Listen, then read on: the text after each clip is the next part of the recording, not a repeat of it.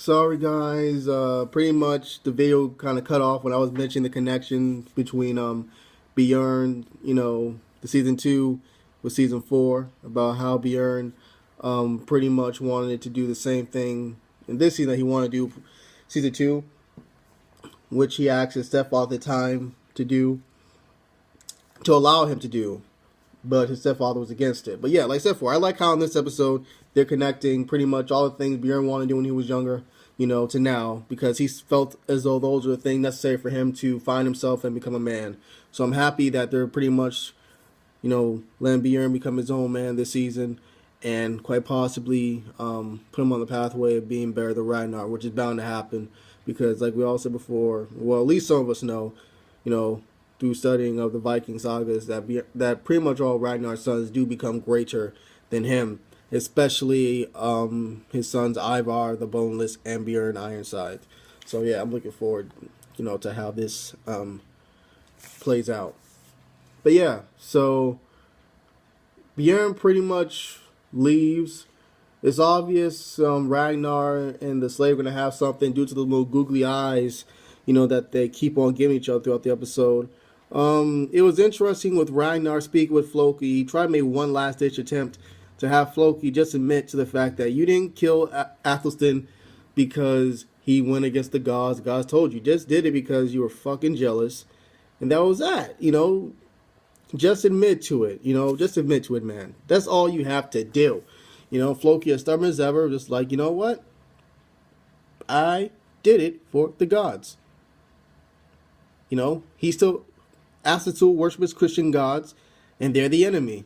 And if the gods asked me to do it again, I would do it. And Ragnar gave one of the most interesting facial expressions of anger I've ever seen, and he had that little unique pimp walk after, which I found hilarious. So, yeah, after that, Bjorn leaves. Queen Aslog pretty much is pissed off at Ragnar for even letting Bjorn leave, saying that, he might not come back is very dangerous. And I never thought Queen Aslog cared that much about Bjorn and, in general. It feels in a way that she kind of sort of cares for Bjorn like a son almost, which surprised the hell out of me. And then you got Ragnar saying, well, do you see a vision of him dying? Like, what? What happened? She's like, no. And he's like, well, what the fuck is wrong with you? Don't fucking scare me like that and shit. It was just one of those moments that everyone, I guess all the audience was like, damn. Even outside was like, damn. I didn't know that, it was bothering you that much. And you have Floki in the background just observing everything, just taking it all in. I would give this episode a 4 out of 5. I'm really looking forward to how the season's going to progress. I'm interested to see how that Ragnar's relationship with that agent slave is going to be like. I'm also interested to see, just in general, hell, this is the first episode of season 4. I'm going to say my goddamn predictions for what I feel for the entirety of season 4. I feel as though Ragnar will not die in season 4. I feel as though maybe he will be captured by King Aela by the end of season 4, like as a cliffhanger for season 5.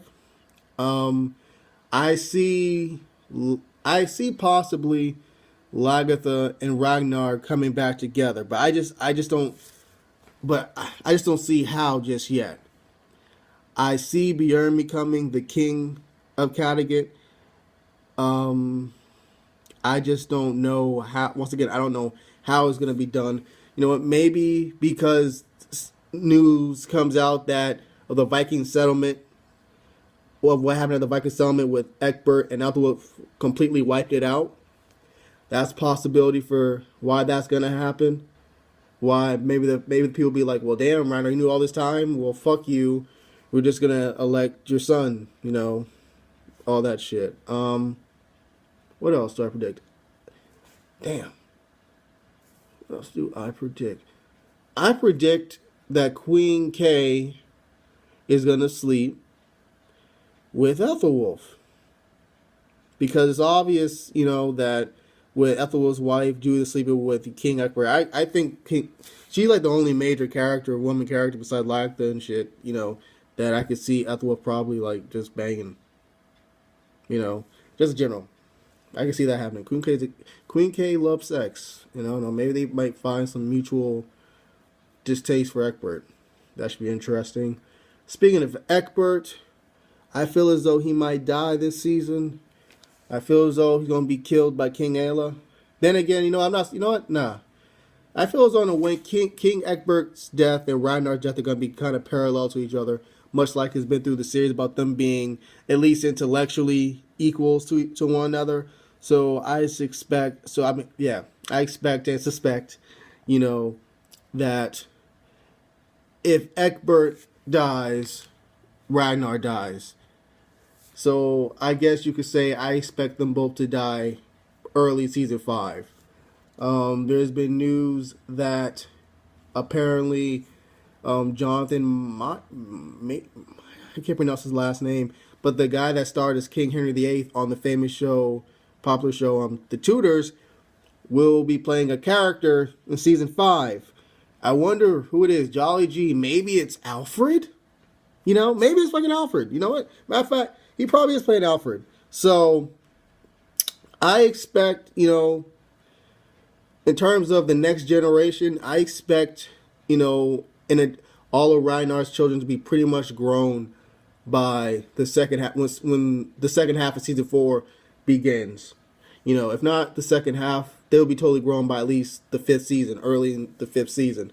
So, that I believe that correlates with Alfred being totally grown as well. So expect the next generation through Ivar, Uba, Hixert, Sigurd, Bjorn, all them people, not really Bjorn, because Bjorn's already grown, but expect all of them to be pretty much grown-ass men and on the path to greatness by the end of season 4 into season 5 and shit. But yeah, this is my review. Thank you for watching. Subscribe to my channel. Write down comments. I love listening to what you guys have to say. And yes, thank you for watching my video. I'll have a few more reviews, banged out pretty much by the end of today. So, adios.